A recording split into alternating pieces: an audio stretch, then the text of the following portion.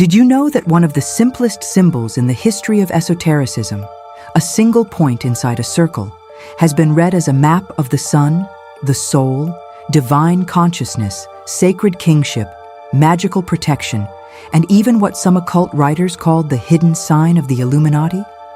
At first glance, it seems almost too small to matter, but that is exactly why it survived.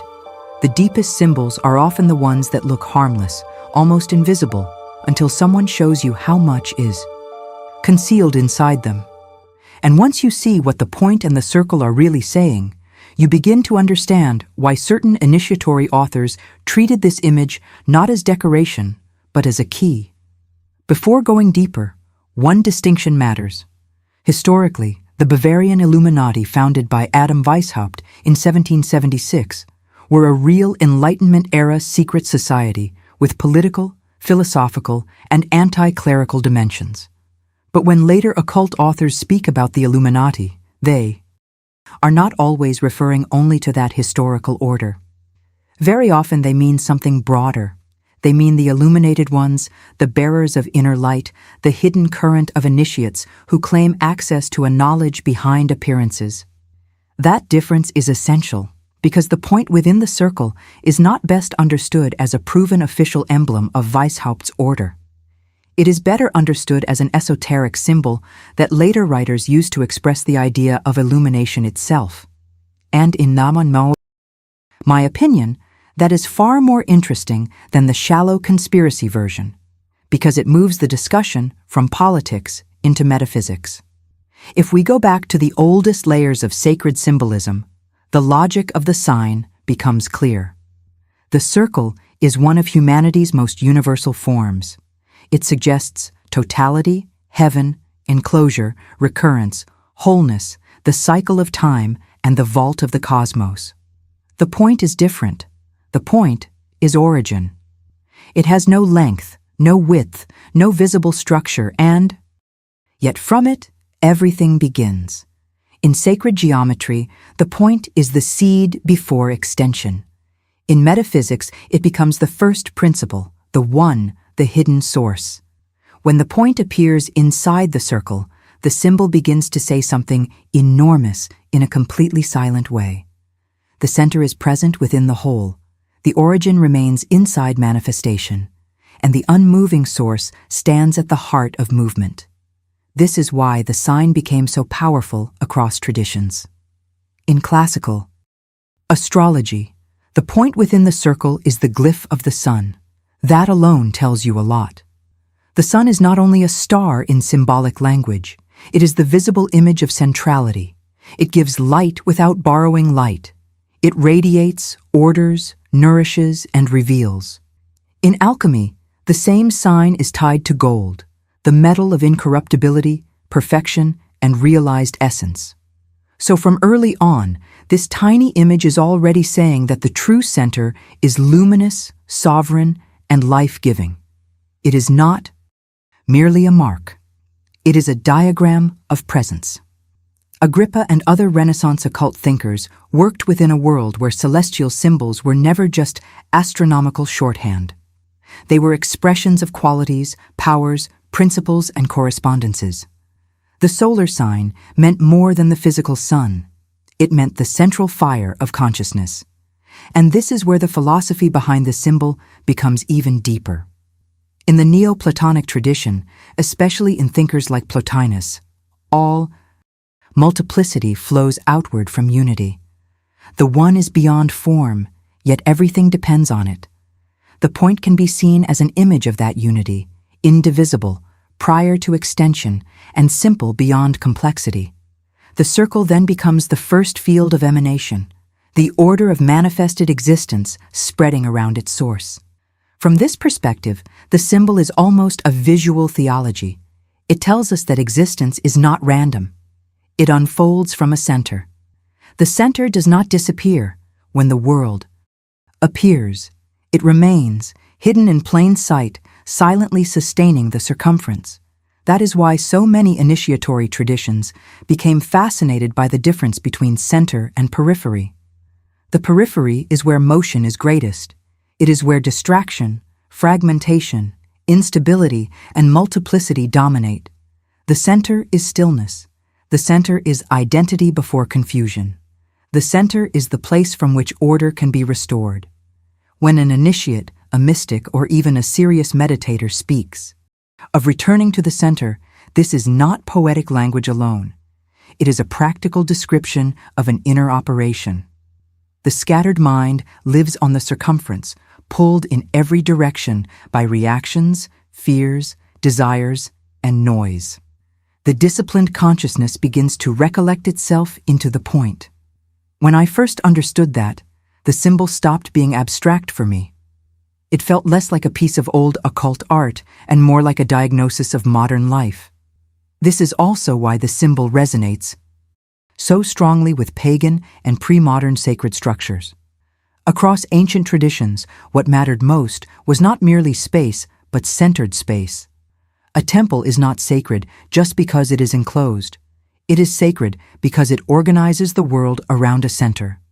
The hearth, the altar, the omphalos, the sacred stone, the solar disk, the axis mundi. All of these are variations on one principle. There is a point where heaven and earth are joined, a center from which order radiates. Even when the exact image of a point inside a drawn circle is not explicitly used, the same metaphysical grammar is present. A sacred grove, a ritual boundary, a solar sanctuary, a consecrated enclosure around a central fire.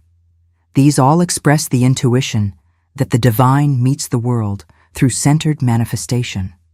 Later, esoteric systems took this intuition and refined it. In ceremonial magic, the circle is not merely a line on the floor. It is a boundary of order. It is a deliberate separation between consecrated space and chaotic space, between focused intention and psychic dispersion. The magician stands at the center because the center is not just a location, it is a state. Without that center, the ritual is empty theater. With it, the circle becomes a microcosm of the cosmos itself, a world ordered around awakened will. This is why experienced practitioners often say that the first operation in magic is not summoning anything external, but becoming inwardly centered enough to hold form. The circle protects, yes, but it also demands responsibility. It asks a vital question. What exactly stands in the middle of your life? Fear, desire, vanity, or consciousness? That question becomes even more interesting in Freemasonry, where the point within a circle appears in traditional explanations as a symbol with moral and initiatory significance. Albert G. Mackey discussed it in Masonic symbolism, associating it with the individual point bounded by sacred limits and framed by larger principles. Interpretations vary by rite, lecture, and commentator, but the core idea remains striking. The human being must learn to remain upright within limits, balanced between forces, and centered within law rather than lost in excess. This is one reason the symbol attracted esoteric interpreters beyond Masonry itself. It can function at once cosmically, morally, psychologically, and ritually. It is a whole doctrine compressed into an image simple enough to draw with one motion. Now we come to the question that was hanging in the background from the beginning. Why did writers such as Kenneth Grant and others in related currents speak in ways that connect this symbol to the secret sign of the Illuminati? The answer is subtle. Grant was not interesting because he repeated cheap myths. He was interesting because he read symbols through layered initiatory frameworks, including Thelemic, Tantric, Typhonian, magical, and cosmic perspectives.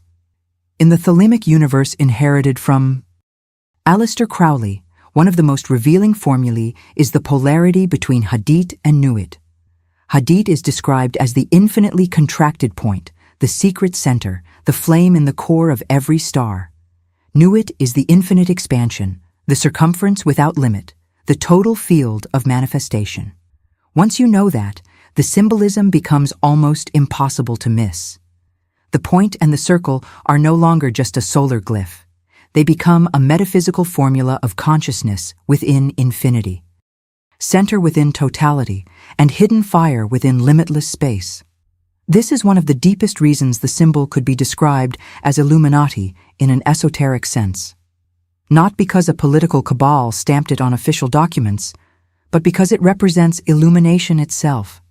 It is the awakened point, the secret sun in the human being, the consciousness that knows its source instead of being hypnotized by the circumference. In Grant's style of occult reading, a true initiate is not merely someone who belongs to an organization. It is someone who has discovered the hidden center from which power, perception, and transformation radiate. In that sense, the Illuminati are not just historical actors. They are those who become inwardly solar, and the point within the circle becomes a perfect sign for that condition. Other authors contributed to this broader field, even when they did not use exactly the same phrase. Manly P. Hall repeatedly explored the idea that secret societies preserve symbolic sciences through emblems, geometry, and allegory. Carl Jung, from a different angle, treated circular and centered forms as expressions of psychic wholeness, seeing the mandala as a spontaneous image of the self. René Guénon emphasized the symbolism of the center as a universal spiritual principle found across traditions. Put these currents together, and the symbol begins to reveal why it fascinated so many esoteric minds.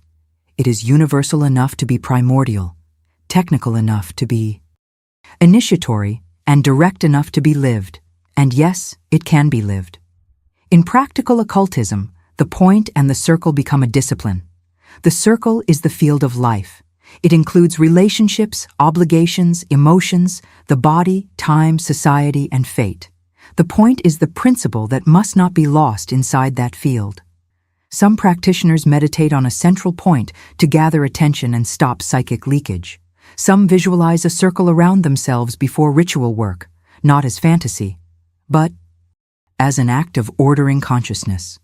Some use the solar current as a way of cultivating clarity, nobility, steadiness, and self-mastery. Even outside formal occult work, the principle is simple and profound. Do not let the circumference decide what the center is. Decide the center first, and let the rest take shape around it. For me, that is where the symbol becomes genuinely transformative. It stops being about hidden elites and starts becoming about hidden alignment. I want to ask you something here, because this is where the symbol becomes personal. Do you think the circle in this symbol represents protection or limitation? Leave that in the comments, because your answer reveals a lot about how you see initiation itself. Some people feel safe inside a sacred boundary. Others feel trapped by any form at all. But in real esoteric work, growth usually begins when you discover the boundary that makes true freedom possible. What makes this symbol so enduring is that it also speaks to a crisis of the modern world. We live in an age of circumference without center. There is endless information, constant stimulation, and perpetual reaction, but very little inner axis. People know how to expand, but not how to gather. They know how to consume symbols, but not how to inhabit them. That is why old signs like this one still matter. They remind us that real power is not first horizontal, social, or political. It is vertical. It is the descent of clarity into the middle of confusion. It is the recovery of a sun that does not depend on public approval to shine. So when certain authors hinted that the point within the circle was the secret symbol of the Illuminati, the deepest reading is not that they were handing you the logo of a hidden committee. They were pointing, perhaps deliberately, towards something much older and much more difficult. They were pointing to the secret of illumination as centering, the secret of the solar self, the secret that the source is not absent from the world, but hidden at its heart. The secret that initiation is not escaping the circle, but discovering the point that gives the circle meaning. And that brings us back to where we began. A tiny sign, a point, a circle, almost nothing to look at. And yet inside it are the sun and gold, temple and altar, cosmos and soul, magic and morality, Hadit and Nuit, the initiate and the sacred boundary, the ancient center and the modern hunger to recover it. Maybe that is why the real symbols are always simple.